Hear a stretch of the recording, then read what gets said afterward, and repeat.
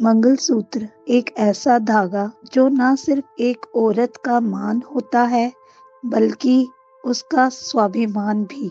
वेदी पर डाला ये गहना जिसे उम्र भर गले में बांधकर वह हर रिश्ते में बंधती चली जाती है, लेकिन क्या उसकी ख्वाहिशें, उसके सपने और उसका प्यार सिर्फ इसी मंगलसूत्र में सिमट कर रह जाते हैं। ये कहानी है सुमी की, जो अपने पति और बच्चों के साथ एक छोटे से गांव में खुशहाल जिंदगी बिता रही थी। सुमी खुश मिजाज थी, हंसमुख थी, अपने परिवार के प्रति बेहद समर्पित थी। एक दिन अचानक उसके पति रमेश को ऑफिस से फोन आता है, कल से आपको शहर शिफ्ट होना होगा। ये खबर रमेश को थोड़ी चिंता में डाल देती है, लेकिन कहीं न कहीं उसे ये खुशी भी होती है कि अब वह गांव से निकलकर अपने जीवन को एक नई दिशा दे सकेंगे। जब रमेश ने ये खबर सुमी को सुनाई तो उसकी खुशी का ठिकाना ना रहा। गांव की साधारण जिंदगी से निकलकर वह अब शहर की रौनक देखने जा रही थी। अगले दिन रमेश और सुमी अपने बच्चों के साथ गाड़ी में बैठकर शहर की ओर निकल पड़ते हैं। जैसे ही वह शहर पहुंचते हैं, रमेश पहले अपने ऑफिस जाता है और अपने बॉस से मुलाकात करता है। बॉस ने रमेश के लिए पहले से ही एक मकान देख रखा था। रमेश खुशी खुशी चाबी लेकर बाहर आया और सुमी से कहा, हमारा घर तैयार है, अब हमें बस वहीं चलना है। सुमी ने मुस्कुराते हुए कहा, घर देखकर ही पता चलेगा कि खुश हूं या नहीं। रमेश हंस पड़ा और दोनों गाड़ी लेकर नए घर की ओर रवाना हो गए। नए घर पर पहुंचते ही पड़ोसियों की निगाहें उन पर पड़ने लगी। रमेश ने दरवाजा खोला और सुमी बाहर आई।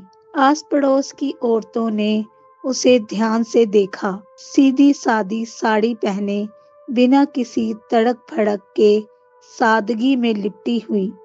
कुछ औरतें उसे देखकर मुस्कुराईं तो कुछ फुसफुसाने लगी। घर सुंदर और साफ सुथरा था। सुमी ने खाना बनाया और परिवार के साथ बैठकर पहले शहर का डिनर किया। तभी डोरबेल बजती है। दरवाजा खुलते ही सामने एक औरत खड़ी थी, उम्र में सुमी से बड़ी, लेकिन चेहरे पर एक अजीब सा घमंड। नमस्ते, मैं अनीता हूँ, पास वाले घर में रहती हूँ। सोचा देख आऊं कि कौन नए पड़ोसी आए हैं। सुमी ने मुस्कुराते हुए कहा, अंदर आइए, बैठिए। अनीता अंदर आ तो गई, लेकिन उसकी बातों से झलक रहा था कि वह खुद को बहुत बड़ा समझती है। उसके शब्दों में अपनापन कम, टोह लेने की भावना ज्यादा थी। धीरे धीरे दोनों के बीच बातचीत होने लगी। वह दोस्त तो नहीं बनी, लेकिन पड़ोसी जरूर बन गई। अनीता अक्सर सुमी के घर आती, पर उसकी नजरें हमेशा यही टटोलती कि सुमी क्या पहनती है, क्या खाती है, कैसा व्यवहार करती है। शहर में त्योहारों का रंग भी अलग था। एक दिन मोहल्ले में एक शादी का निमंत्रण आया। सुमी और अनीता दोनों को आमंत्रित किया गया। अनीता ने शादी में जाने के लिए भारी गहने, चमकदार साड़ी और मेकअप किया, जबकि सुमी ने बस एक साधारण साड़ी और अपने मंगलसूत्र में ही खुद को संवार लिया। शादी में पहुंचते ही सुमी की सादगी और उसका हंसमुख स्वभाव सबका ध्यान खींचने लगा। लोग उससे बातचीत करने लगे, उसकी तारीफ करने लगे। वहीं दूसरी ओर अनीता ने इतनी तैयारी की थी, लेकिन कोई उसकी तरफ देख भी नहीं रहा था। उसे ये बात बहुत अखर रही थी। उस रात जब सुमी चैन की नींद सो रही थी, अनीता जागती रही। उसके मन में सिर्फ एक ही सवाल था, आखिर सुमी में ऐसा क्या खास है। अगले दिन अनीता सुमी के घर आई। सुमी, मुझे एक फंक्शन में जाना है, लेकिन मेरे सारे गहने लाकर में रखे हैं। क्या तुम मुझे अपना मंगलसूत्र उधार दे सकती हो? सुमी अचकचा गई। मंगलसूत्र? वह तो सिर्फ उसके पति की निशानी थी, उसका प्यार था, उसकी शादी की पहचान थी। अनीता, मेरे पास और कोई गहना नहीं है, सिर्फ यही मंगलसूत्र है। अनीता ने मुस्कुराते हुए कहा, तो क्या हुआ, बस एक दिन की तो बात है, कल वापस कर दूंगी। सुम्मी असमंजस में पड़ गई।